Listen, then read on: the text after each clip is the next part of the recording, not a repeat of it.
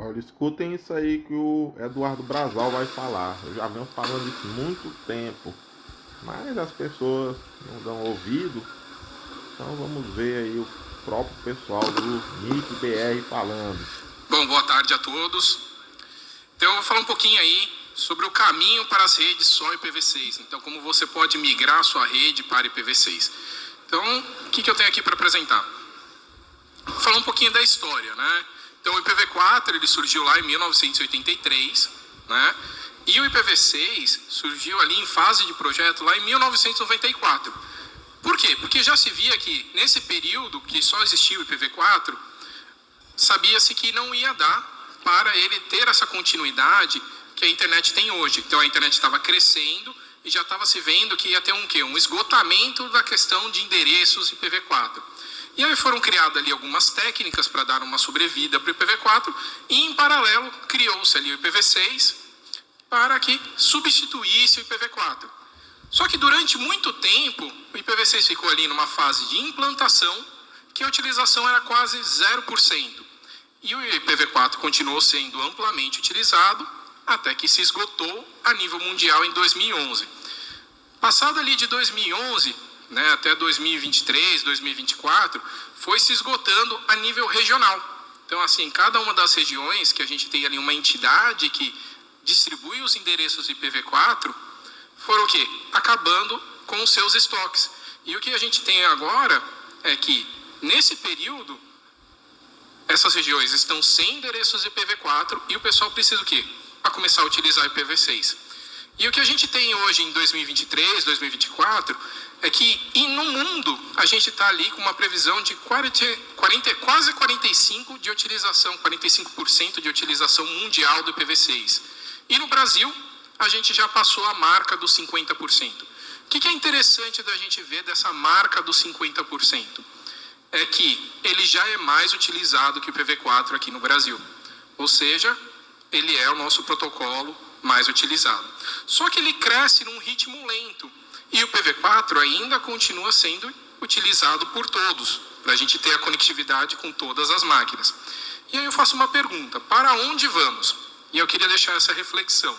Olhando numa situação atual, vendo ali o gráfico do Google, é legal de a gente ver que o nosso crescimento de adoção do IPv6, ele começou lá perto de 2011, quando começou o quê? A acabar o estoque mundial dos endereços IPv4. E aí foi passando os anos, foram acabando os estoques regionais, e o pessoal foi começar a implementar o IPv6. Só que olha que interessante, no começo a adoção ela estava um pouco mais num nível exponencial. Hoje em dia, se você for dar uma olhada, ela acaba caindo quase numa projeção linear, que a gente pode até imaginar que devemos chegar a nível mundial perto ali do final de 2025. Então, passar a utilização de 50% e ele ser o protocolo mais utilizado na internet a nível mundial. E perceba que ele, no finalzinho ali de 2024, ele começou a dar uma quedinha. Ele já não está seguindo tanto aquele padrão linear. O que nos faz refletir. Qual que é o caminho que a gente quer seguir? Né? Se é a adoção do IPv6, se é a continuação do IPv4, se é trabalhar com os dois. Então, a gente poderia imaginar que o cenário vai chegar mais ou menos num desses três. Num futuro só IPv6, no qual a gente tem essa crescida que está até num ritmo um pouquinho linear, um pouquinho lento, mas que um dia vai chegar perto dos 100% e a gente vai decair a utilização do IPv4. Ou então a gente pode chegar ali perto dos 50% e falar assim, olha, eu acho que a gente vai ter que só utilizar o IPv4 e aí vamos parar de utilizar o IPv6. Ou então a gente pode chegar num futuro que acaba utilizando os dois, né? A gente continua naquele crescimento até chegar num patamar mais ou menos de utilização do IPv6. O IPv4 vai dar uma caída, por quê? Afinal, não existe mais endereços IPv4. Então, assim, vai ter redes em outros lugares que vão utilizar mais IPv6. Vão ter redes só IPv6 utilizando técnicas de tradução. Então, algumas máquinas não vão estar com IPv4 mesmo por falta de endereço. Mas aí eu deixo a pergunta, qual que é o futuro que a gente quer? Né? E é isso que eu quero analisar aqui com vocês. Entendendo um pouco do operacional atual, né? As redes elas estão migrando atualmente para pilha dupla. A gente está trabalhando com IPv6 e IPv4. Tanto é que a gente viu que aqui no Brasil a adoção está maior que 50%. Mas como que funciona? Né? Se você tem seu equipamento com os dois, IPv4 e IPv6, Como que o seu equipamento lida com esses dois protocolos?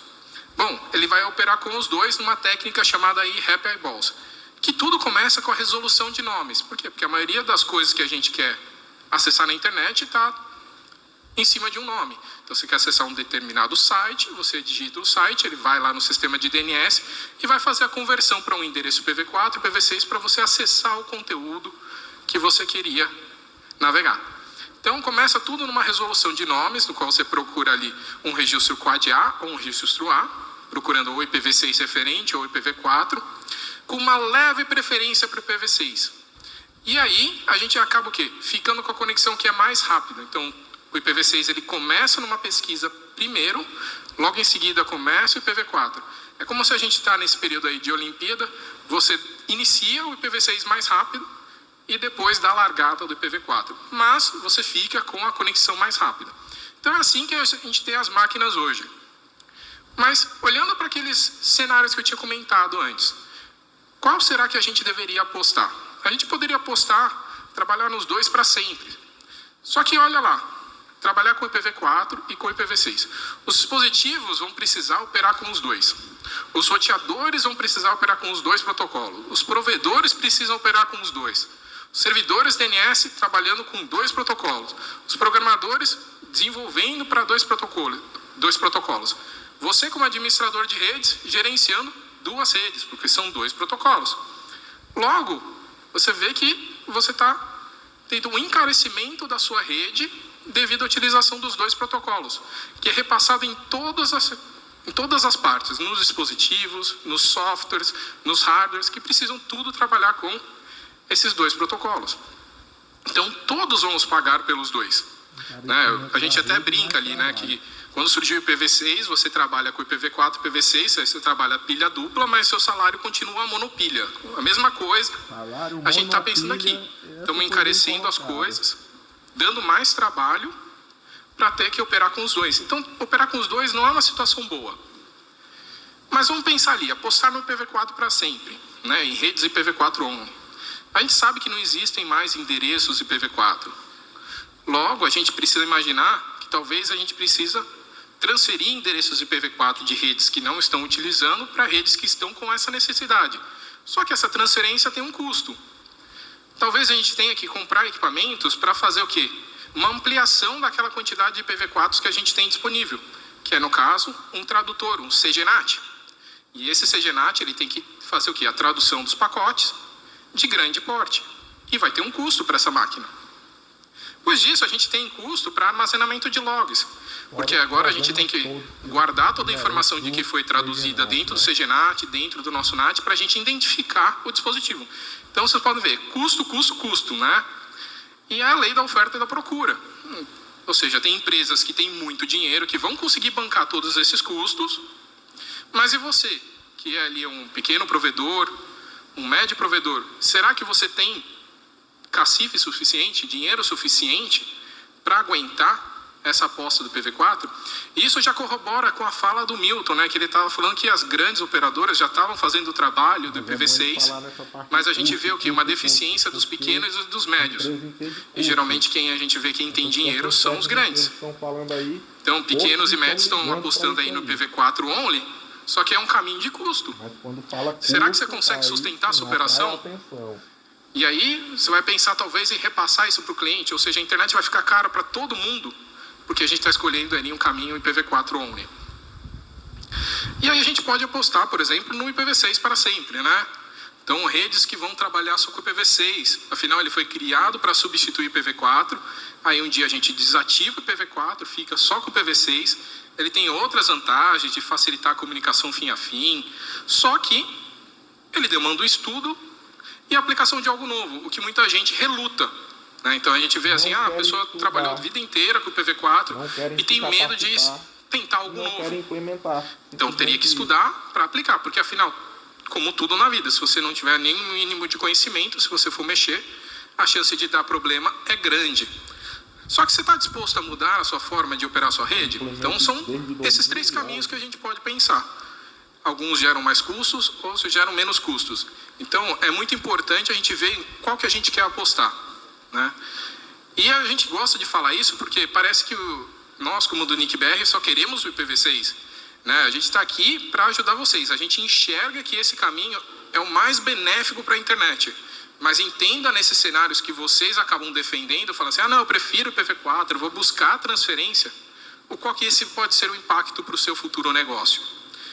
E aí a gente pode pensar como que a gente pode ter uma rede IPv6 only. Se vocês acreditam que isso daí também é um futuro, como a gente acredita, como que você pode trabalhar a sua rede. E a gente trabalha isso em 3 passos, né?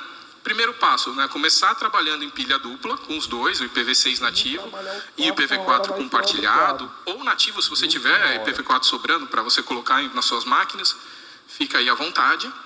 Para um segundo passo, a gente o quê? Ir desligando aos poucos o IPv4. Então a gente começa a utilizar algumas técnicas de transição para a gente começar a migrar a nossa rede para trabalhar só com o IPv6 e deixar o IPv4 só para algumas máquinas.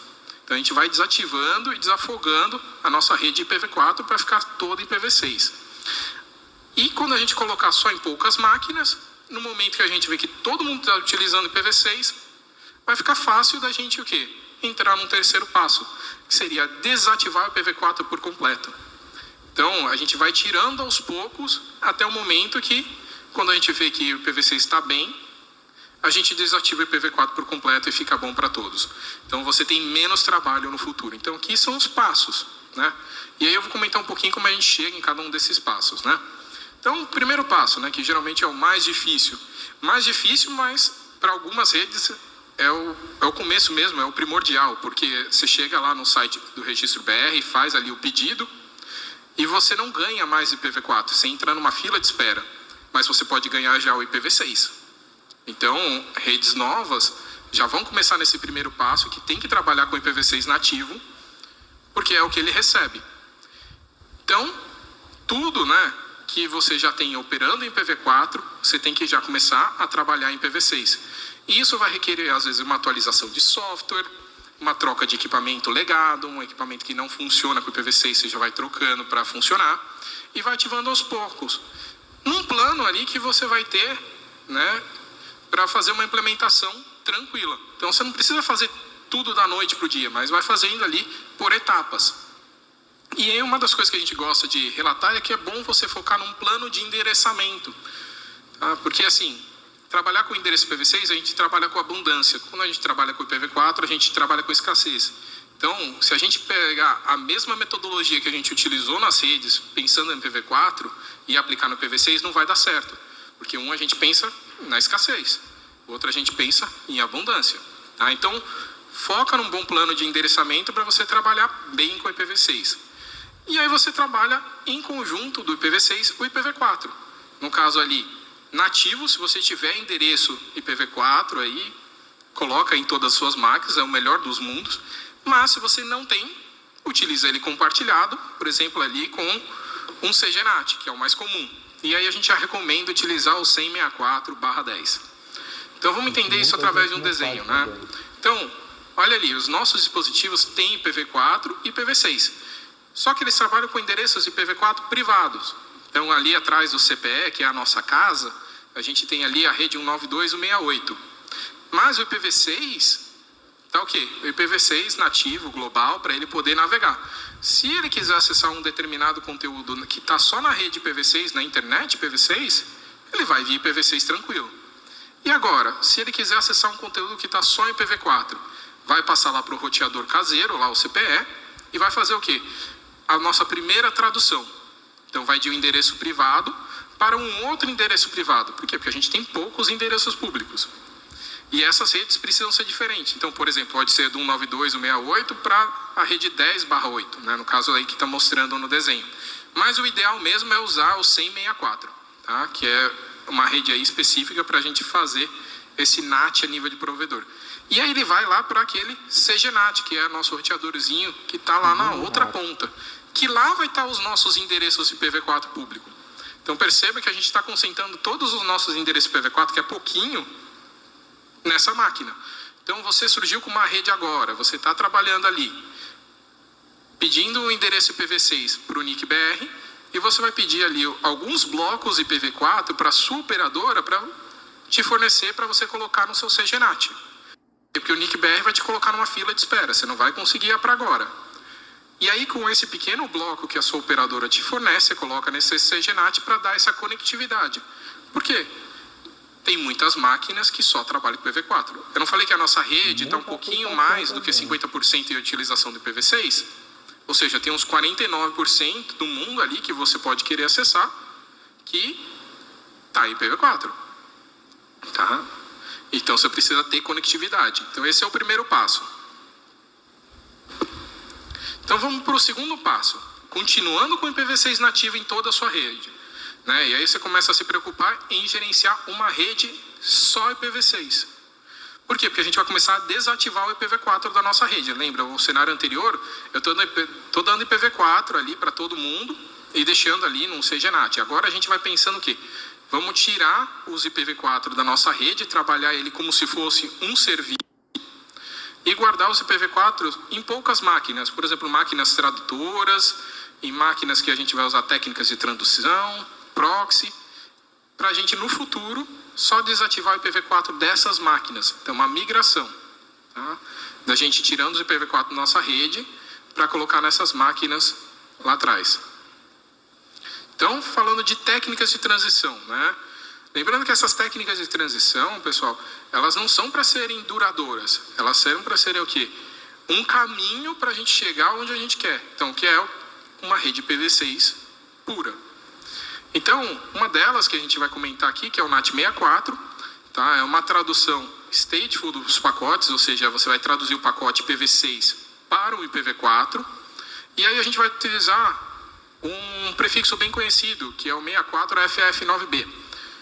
Então, a gente vai trabalhar com a nossa rede interna só com o IPv6. Quando alguém quiser conversar com uma máquina que está na internet só IPv4, vai passar por essa máquina tradutora para poder se comunicar.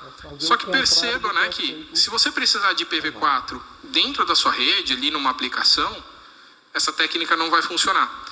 Mas ela funciona para a maioria das coisas. Mas o que é importante da gente pensar dessas técnicas de transição, né? É que assim, a gente não acessa todos os sites, todos os serviços que tem na internet. Então assim, olha, esse software ali, pode ser um software que a maioria dos seus clientes não utiliza, que precisa de um endereço IPv4. E aí, você vai ficar assim, não, porque ele não vai conseguir acessar determinado software. E você não vai utilizar a técnica, você não vai migrar a sua rede, não faz sentido, tá? Então pense assim, pode ter um impacto, é uma coisa que você precisa se monitorar, mas o que a gente vê é que quando aplica essas técnicas de transição, o impacto é quase nulo. Por quê? Porque são poucas redes que eu tenho ali um cliente que precisa de alguma coisa específica. Quando você tem uma rede ali que tem poucos clientes que precisam dessa coisa específica, você fornece só para eles. Então, nesse caso, você vai lá e dá um IPv4 para esse seu cliente.